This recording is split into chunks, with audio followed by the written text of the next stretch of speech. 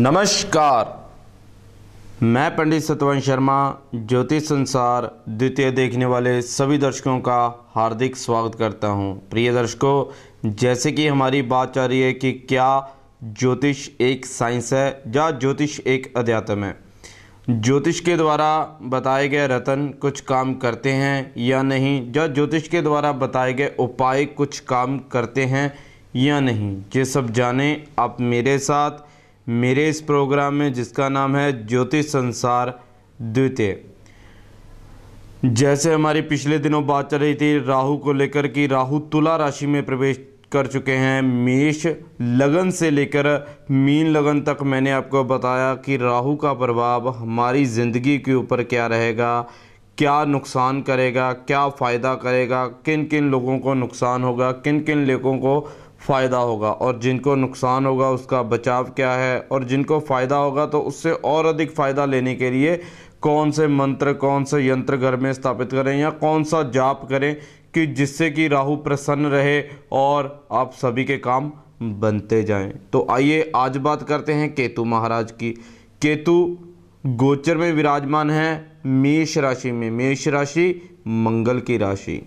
केतु चलन को कहते हैं, केतु चलइये को कहते हैं, केतु चलने फिरने के काम को कहते हैं, केतु भटकना को कहते हैं कि एक दर से दूसरे दर, दूसरे दर से तीसरे दर भटकते जो लोग रहते हैं उनका कहीं ना कहीं केतु खराब होता है। जब केतु खराब होता है तो सबसे पहले जॉइंट्स पेन, जिसे जोड़ों का दर्द कहा जाता है, सबसे पहले वो शुरू होते हैं। नर औलाद, घर में यदि लड़का है तो वो कहने में नहीं रहता, लड़का है वो कहने में नहीं रहता, तो मान लीजिए कि आपका केतु खराब हो चुका है। जोड़ों में तकलीफ है, जोड़ों का दर्द आपको सता रहा है, तो केतु खराब है। आपके पास पथरी है या नहीं है, सिम्टम्स को चेक करें कि यदि आपके साथ ये सब हो रहा है, लड़का कहने में नहीं है, घुटनों में तकलीफ है, डायबिटीज़ रहती है, शुगर रहती है, तो केतु खराब है। ये सब कारण होता है केतु इन सभी बीमारियों का, इन सभी परेशानियों का। तो केतु का वास किस में होता है? खट्टे में। खट्टा क्या? नींबू का अचार, आम का अचार। जो लोग बहुत अधिक मात्रा में डेली रूटीन में नींबू का अचार, आम का अचार खाते हैं, तो भैया उनका केतु खराब हो जाता है। जेब में कभी पैसा टिकता नहीं, घर में कभी बरकत रहती नहीं। 1000 कमाए 1000 खर्च, 10,000 कमाए 10,000 खर्च, 1 लाख कमाया तो 1 लाख खर्च हो जाता है। जेब में पैसा टिकता नहीं, कारण खट्टा नींबू का अचार। ये बहुत छोटी छोटी गलतियां हैं जो हम लोग अक्सर करते हैं अपने जीवन में, और बहुत बड़े बड़े खमियाजे के रूप में, बहुत बड़े बड़े नुकसान के रूप में फिर हमें भोगना पड़ता है। गलतियां बहुत छोटी होती हैं लेकिन भोगना हमें उसे बहुत बड़े रूप में पड़ता है। लड़का कहने में नहीं रहता, शराबी हो जाता है, ड्रगर हो जाता है, नशे पत्ते में पड़ जाता है, माँ बाप की बेइज्जती करता है, खुद के जोड़ों में तकलीफ़ रहती है, जिनकी कमर की हड्डी, रीढ़ की हड्डी में जिनके तकलीफ रहती है, सीधे सीधे उनका केतु खराब है। सर्वाइकल की जिनको प्रॉब्लम रहती है उनका केतु खराब है। आधा सर दर्द करता रहता है जिनका, उनका केतु खराब है। तो क्या करें? खट्टा नींबू का अचार दान करें। जितना हो सके उतना खट्टा नींबू का अचार दान करें। खट्टा नींबू का अचार खाएं ना, ज़्यादा से ज़्यादा दान करें। जितना आप केतु का दान करोगे उतना आप इन सभी बीमारियों से छुटकारा पाओगे। साथ ही साथ जिनके बच्चे कंट्रोल में नहीं हैं, जिनके लड़के कंट्रोल में नहीं हैं, जिनके लड़के कहने में नहीं हैं, तो वो भैया सिर्फ़ और सिर्फ खट्टा नींबू का अचार दान करें। मेरी यहाँ से बैठकर आपको गारंटी है कि भैया आपके लड़के, आपके बच्चे आपके कहने में आ जाएंगे, आपके कंट्रोल में आ जाएंगे। बहुत छोटे छोटे उपाय आपकी लाइफ को बदल सकते हैं। बहुत छोटे छोटे सावधानियां आपकी जीवन को नई दिशा दे सकती हैं, आपके जीवन को आबाद कर सकती हैं, आपके जीवन को उस मुकाम पर लेकर जा सकती हैं जहां पर कभी आपने उसके सपने देखे हैं। इन छोटी छोटी बातों का ध्यान रखना अति अनिवार्य है। तो आइए गोचर की बात करते हैं कि गोचर का केतु मेष राशि में है, तो मेष लगन से लेकर मीन लगन तक केतु का प्रभाव हमारे जीवन में क्या रहेगा, जानिए लगनों के अनुसार। सबसे पहले मेष लगन के लगन में केतु महाराज संचार कर रहे हैं। तो केतु लगन में जब आता है तो माइंड डिस्टर्ब कर देता है, पेट में प्रॉब्लम दे देता है, स्टडी में खराबी करेगा, अचानक लाभ होते होते नुकसान में तब्दील हो जाएंगे, किस्मत खराब हो जाएगी। लगन का केतु खुद को मेंटल डिस्टर्ब करता है, खुद को मेंटली परेशानी में तो लेकर जाता है, साथ ही साथ अपने से सामने यदि मैरिड है तो अपनी वाइफ को परेशान करेगा, या पत्नी है तो पति को, पति है तो पत्नी को परेशान करेगा। ये बात कर रहा हूँ मैं मेष लगन वालों की। मेष लगन वालों के लगन में केतु पांचवें घर को भी देख रहे हैं, तो इसलिए पांचवा घर होता है संतान का, विद्या का, अचानक लाभ का। केतु की दृष्टि पांचवें घर पे गई तो क्या करेंगे, संतान को खराब करेंगे, अचानक लाभ अचानक नुकसान में तब्दील हो जाएंगे। कोई भी काम जो फायदे वाला होगा वो फायदा दूर से दिखेगा लेकिन आते आते आते नुकसान में तब्दील हो जाएगा। क्या करें, केतु का दान करें, केतु के उपाय करें।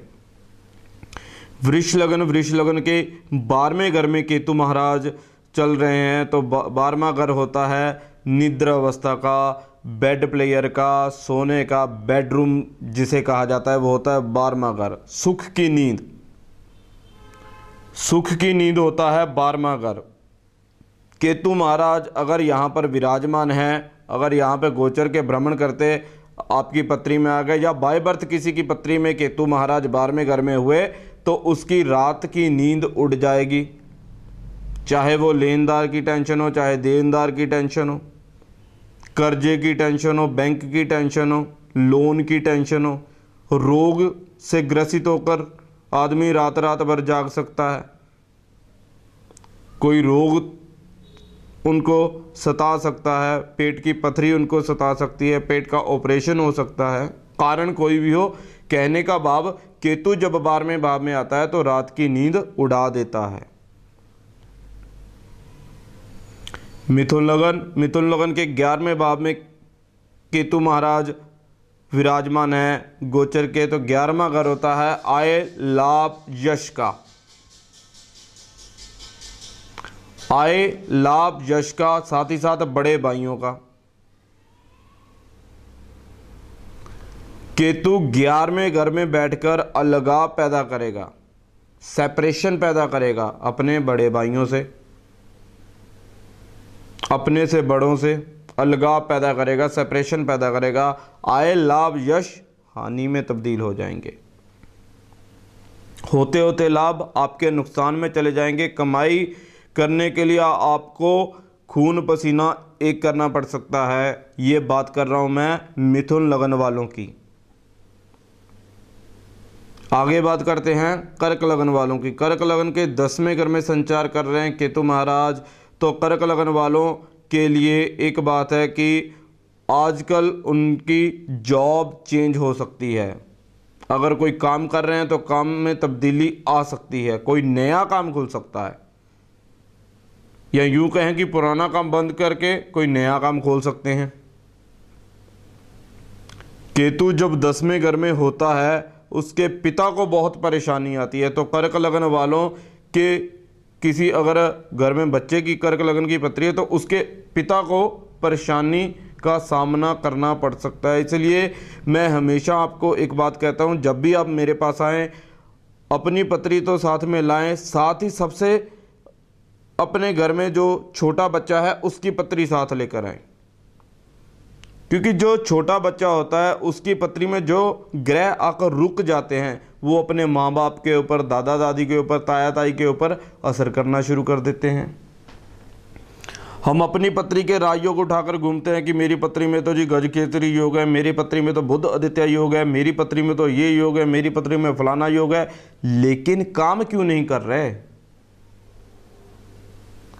उदाहरण के तौर पर यदि घर में सबसे छोटे बच्चे की पत्री में राजयोग आ गया, अगर माँ बाप की इतनी हालत नहीं है कि वो एक अच्छा जीवन जी सकें, तो बच्चे के कर्मों के अनुसार माँ बाप का स्टैंडर्ड इतना हाई हो जाएगा, इतना ऊंचा हो जाएगा, अचानक कहीं से लॉटरी निकल आएगी, अचानक से कहीं ना कहीं से कोई मदद मिल जाएगी।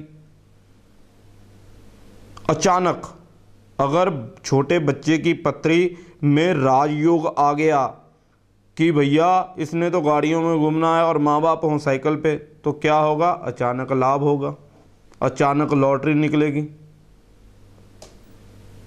अचानक जब लाभ होगा, लॉटरी निकलेगी, तो माँ बाप का स्टैंडर्ड अपने आप बढ़ जाएगा। और दूसरी तरफ यदि घर में सबसे छोटे बच्चे में खराबी आ गई, पितृदोष आ गया, राहु जनित दोष आ गया, केतु जनित दोष आ गया, शनि जनित दोष आ गया, तो माँ बाप की पत्री चाहे राजयोग बोल रही हो कि हाँ जी ये तो गाड़ियों में रहेंगे, अगर बच्चे की पत्री में आ गया कि इसने तो कभी गाड़ी का साइकिल का मुख नहीं देखना, तो उसने क्या करना है, सभी काम ज़ीरो कर देने हैं, माँ बाप को डाउन कर देगा। तो इसलिए जब भी आप अपनी पत्री किसी को भी दिखाएं, बात यहाँ मेरी नहीं हो रही, बात सभी के साथ हो रही है, आप किसी भी ज्योतिषी के पास जा रहे हैं अपनी पत्री दिखाने, तो साथ ही साथ छोटे बच्चे की पत्री लेकर जाएं। जो छोटे बच्चे की घर में अगर पोता है, पोती है, कोई भी है, तो अगर उसकी पत्री में राजयोग आ गए, तो भैया आपकी पत्री चाहे नुकसान दे रही है या आपकी पत्री में कुछ योग हैं या नहीं, यदि छोटे बच्चे की पत्री में अच्छे योग हैं तो भैया आपको राजयोग मिल सकता है, अच्छे कर्म बन सकते हैं।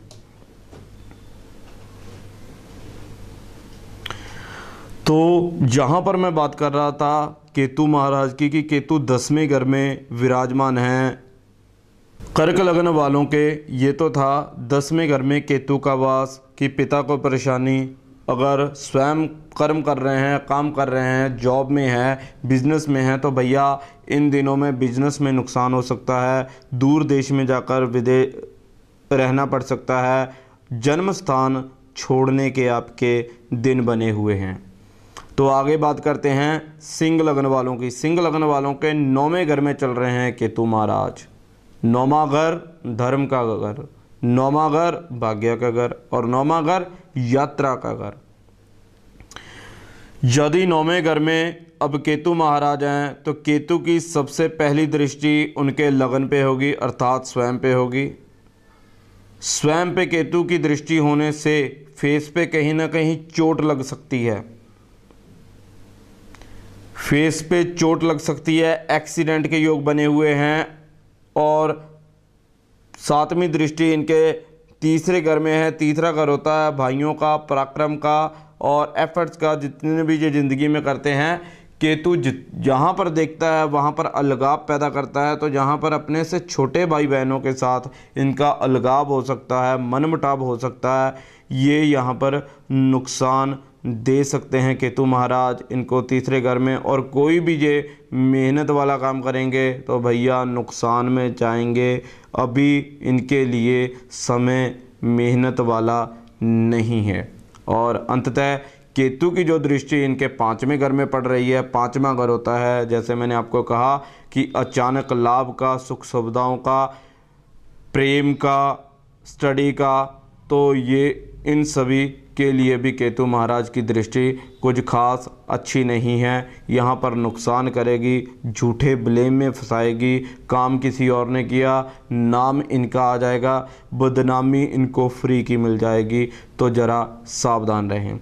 कन्या लग्न वालों की अगर हम बात करें तो कन्या लग्न वालों के 8वें घर में केतु महाराज चल रहे हैं। 8वां घर गुप्त विद्याओं का घर होता है, 8वां घर शमशान का होता है, 8वां घर आयु का होता है। केतु के यहाँ वास होने से आयु पर कष्ट आ सकता है, ऑपरेशन के योग बन सकते हैं। कहीं ना कहीं इनको नुकसानी का सामना करना पड़ सकता है। ससुराल के साथ इनका मनमुटाव हो सकता है। तो अब समय तो इजाज़त नहीं दे रहा कि आपसे और बातें करें। कल तक के लिए आज्ञा दीजिए। नमस्कार। हमारा पता नोट करें, हाउस नंबर 42, गली नंबर 1, नज़दीक श्री राम शरणम भवन, न्यू टीचर कॉलोनी, नवा शहर। Mobile number 9872065787। शुक्रिया।